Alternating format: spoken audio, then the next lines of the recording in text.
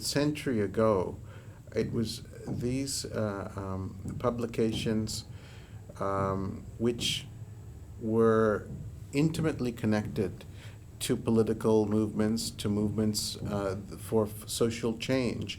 And many were, some had a huge impact on, for instance, the Indian independence movement. Is it almost as if there's too much noise out there for small, these publications to have the same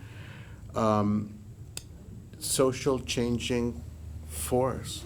See, this whole idea of too much noise is very, this whole concept is very true, that there is too much noise because of the information overload. There is so much of information all around us, and all that we're trying to do is manipulate this information into building a certain kind of consent. I'll just want to give you a certain kind of example, of this whole information overload and this mixing up of viewpoints. There's so many viewpoints to be heard, but for example, Playboy and Rolling Stones, they're two magazines which are, I would say they are two of the most progressive radical magazines, like Playboy always had, in every issue it had interviews which were deeply rooted in left ideology. Before the world knew of Marshall McLuhan, Playboy had already interviewed him. Before the world knew of election scams in America, they had endorsed Al Gore. And and similarly for Rolling Stones, it in every issue it has this 10 to 15 page long article which is deeply rooted in left ideology, extremely progressive.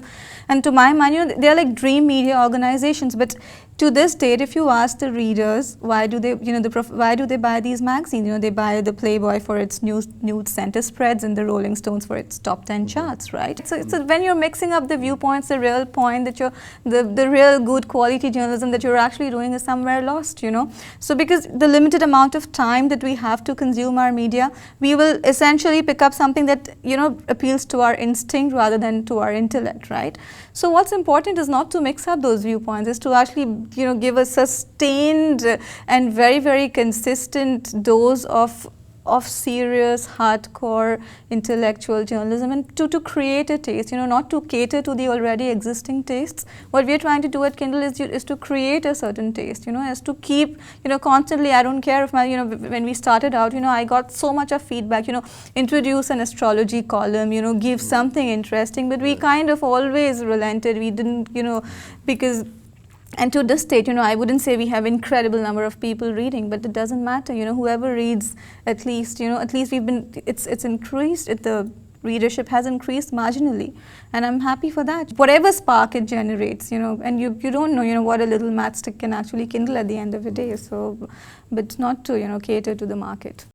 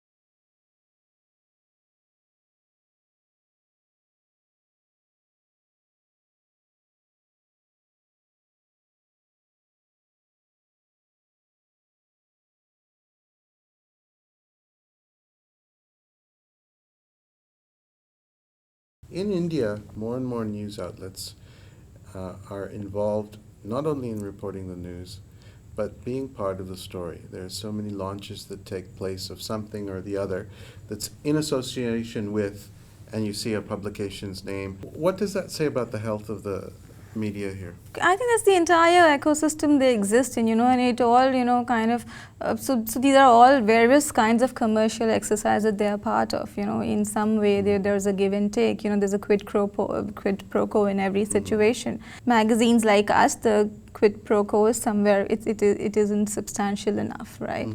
So yeah, these are all different channels in which they are kind of branching out. So what sort of advertising do you, I mean, presumably you need some kind of advertising to run. I don't have a choice here, like beggars can't be choosers, for example. The first thing is that, so we hardly get any advertisements, and to tell you the truth, we are bleeding. So, so there are hardly any takers, and when we do events, there aren't sponsors because they don't want to back something which is that political, which is taking that kind of a, strong side.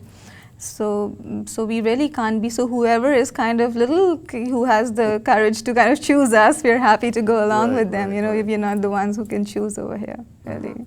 When we were emailing each other, we touched a little bit about the whole notion of the organic intellectual versus the industrial intellectual, that's almost a form of private or corporate intellectualism. But it's so much more difficult for the organic intellectual to be heard, isn't it, these days?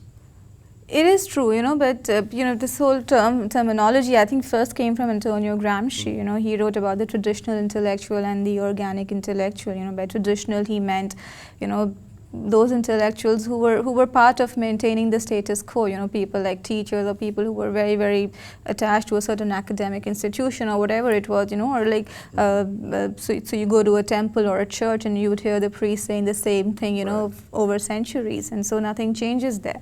So that's the sort of intellectual who was the traditional intellectual, and the organic intellectual is someone who thinks of himself as connected to a certain movement of social change, and he's constantly negotiating with his environment to bring about a certain change. So yes, but the whole idea is that of course the intellectual cannot exist in an ivory tower. He has to exist in a society amongst all its institutions. What's in the crux is his interrelationship with the different social institutions.